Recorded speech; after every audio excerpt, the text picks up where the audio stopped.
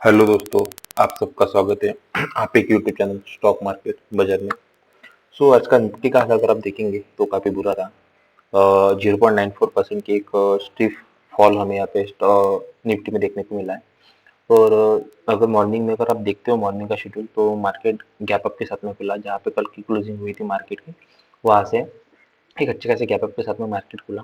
Starting में हमें हल्की सी गिरावट देखने को मिली स्टार्टिंग के कुछ मिनट में, फिर उसके बाद में एक अच्छा पुल बैक हमें देखने को मिला।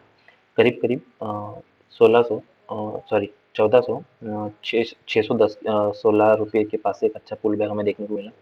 और मार्केट ने एक अच्छी ऊपर में रैली बनाई और नियरली 80-90 पॉइंट की एक अच्छी पुल बैक हमें देखने को मिला। लेकिन उसके बाद में जब मार्केट गिरना शुरू हुआ तो फिर मार्केट ने फिर से रिकवर करने की कोशिश की, लेकिन मार्केट रिकवर होते हुए में नहीं दिखा। और यहाँ पे फिर से एक दोपहर में करीब करीब 1:20 के करीब एक 14,570 से फिर से हमें पुल बैक देखने को मिला। और कुछ करीब करीब 60-70 पॉइंट का एक पुल बैक देखने को मिला। और फिर से एक हमें स्टिप करेक्शन और फिर से एक पुल बैक देखने मिला। लेकिन ये एंडिंग का कुछ शॉर्ट कवरी का पुल बैक था तो उसका कुछ मायने नहीं करते। लेकिन अगर आप लास्ट के 5 मिनट कैंडल देखोगे तो फिर से एक हमें सेलिंग दिख रही है। मतलब कल मार्केट के मैक्सिमम चांसेस रहेंगे कि गैप डाउन के साथ में खुलेगा। अब हम मार्केट इसकी और डिटेल में एनालिसिस जाने के पहले हम कुछ हमारे स्टॉक हैं जो हमने रिसेंटली 2 वीक से लेकर टू मंथ के बीच में हमने रिकमेंडेड किए थे। तो उसका एक बार हम थोड़ा रिटर्न देख लेते हैं कि उस स्टॉक ने कितना रिटर्न दिया है पिछले उस टाइम में। तो टाटा भूषण लिमिटेड को हमने करीब 50 रुपये के करीब में रिकमेंडेड किया था। हमने हमारे कुछ अगर आप बैक साइड की वीडियो देखेंगे, पुराने वीडियो देखेंगे, तो जो मैं स्टॉक बता रहा हूँ वो सब स्टॉक आपको उस वीडियोस में दिखेंगे। तो टाटा भूषण स्टील लिमिटेड को हमने करीब करीब 50 रुपये के ब्रेकआउट के बाद में रिकमेंडेड किया था। और स्टॉक ने वहाँ से करीब करीब नियरली 100% की रैली बना चुका है स्टॉक। अगर आप हाई देखोगे तो देखिए 105% का return with in 43 days. Okay, तो 43 डेज में हमें ये रिटर्न देखने को मिला। उसके बाद में टाटा एलेक्सी को हमने रिकमेंडेड किया था कुछ यहाँ पे 2813 के करीब करीब। तो स्टॉक ने भी वहाँ से अच्छी रैली बनाई है। रैली अगर देखते हैं तो 47% की rally within 1 month. Okay, then उसके बाद में परसिस्टेंट, तो परसिस्टेंट को भी हमने रिकमेंडेड किया था। तो परसिस्टेंट का जो रिटर्न है वो भी बढ़िया है। तो परसिस्टेंट को हमने करीब करीब यहाँ पे कुछ 1700 के करीब करीब, सॉरी यहाँ पे 1600 के करीब करीब रिकमेंडेड किया था। तो 1600 से अगर आप देखते हो तो एक अच्छी 40% की रैली हमें यहाँ पे देखने को मिली है with in 1.5 month.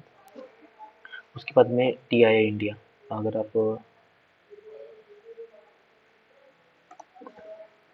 Tube investment limited को, तो ये ब्रेकआउट पे हमने रिकमेंडेड किया था फरवरी में। तो यहाँ से करीब करीब ऐसा बोल सकते हैं कि 45% की रैली हमें यहाँ से देखने को मिल रही है। जी, अगर टॉप देखते हैं तो कुछ नियरली 51% की एक रैली यहाँ पे बना चुका है, लेकिन अभी स्टॉक करेक्ट करके 52% के रिटर्न पे आ चुका है। ठीक है, तो अभी भी स्टॉक एक अच्छे प्राइस पे अवेलेबल एक ब्रेकआउट दे चुका है और एक कंसोलिडेशन चल रहा है। फिर से यहाँ पे एक रैली बनती हुई हमें देखने को मिल सकती है। नज़र बनाए रखें। देन KPR मिल की अगर बात करते हैं तो KPR मिल में काफ़ी लाजवाब देखने को मिला। इस ब्रेकआउट पे हमने रिकमेंडेड किया था, फिर हमने कहा था कि रीटेस्ट हो रहा है, फिर से एक लिक्विडिटी बना था, हमने बोला था कि स्टॉक में बने रहिए। और अगर स्टॉप लॉस लगानी है तो यहाँ का करीब करीब 920 का एक स्टॉप लॉस लगाया करके। उसके बाद में स्टॉक ने एक अच्छी रैली बनाई है और स्टॉक करीब करीब यहाँ से 63% की रिटर्न, अच्छी डिसेंट रिटर्न दे चुका है। देन एक आखिरी हैप्पीएस्ट माइंड को भी हमने रिकमेंडेड किया था।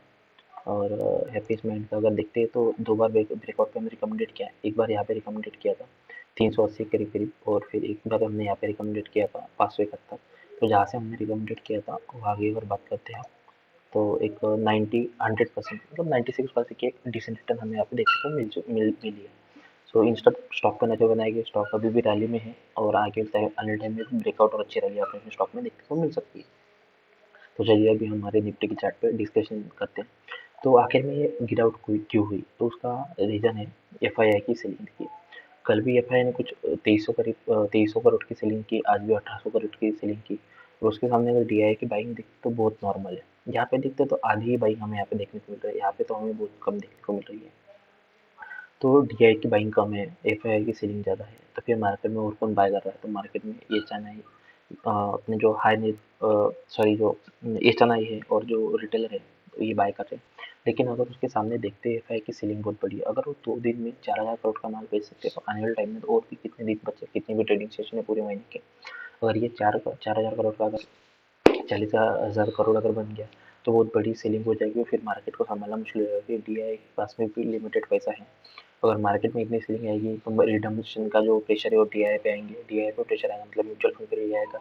अगर रिडम्पशन का प्रेशर आएगा तो सीधी सी बात है फिर डीआई जब खरीदेंगे नहीं तो मार्केट को संभालेगा कौन। रिटेलर भी जब इस तरह का मार्केट गिरता है तो रिटेलर भी अपने हाथ ऊपर कर देंगे, मार्केट ऊपर खरीदेंगे नहीं। सो फिर एक बड़ी गिरावट हमें देखने को मिल सकती है।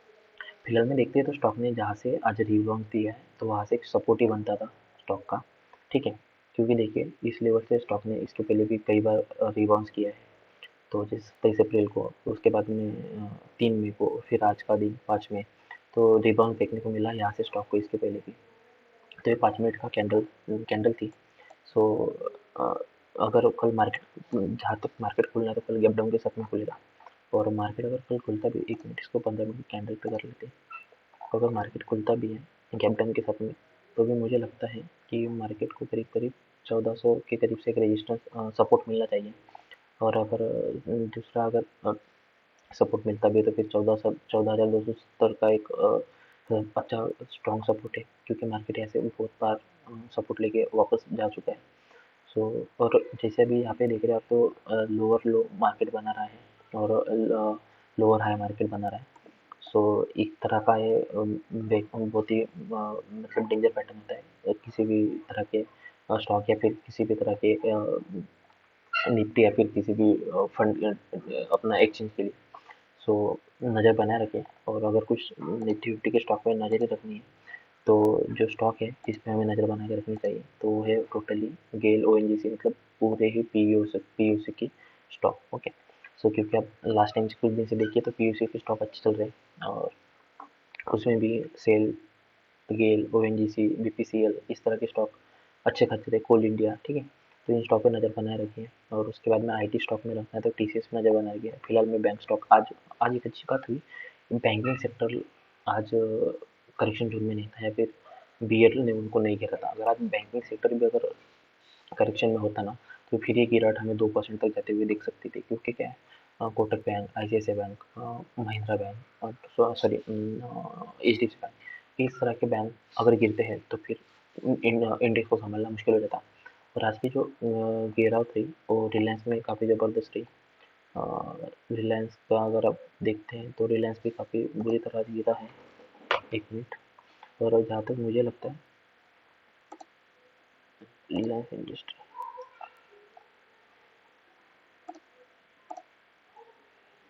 आज रिलायंस को 2.17% की गिरावट, काफ़ी ज़बरदस्त गिरावट। और जिस तरह का स्ट्रक्चर इसमें बना है तो शायद अगर भी स्टॉक गिरता है तो कुछ 1890 के से सपोर्ट बनता है और वहाँ से फुल बैक भी हमें शायद देखने को मिल सकता है।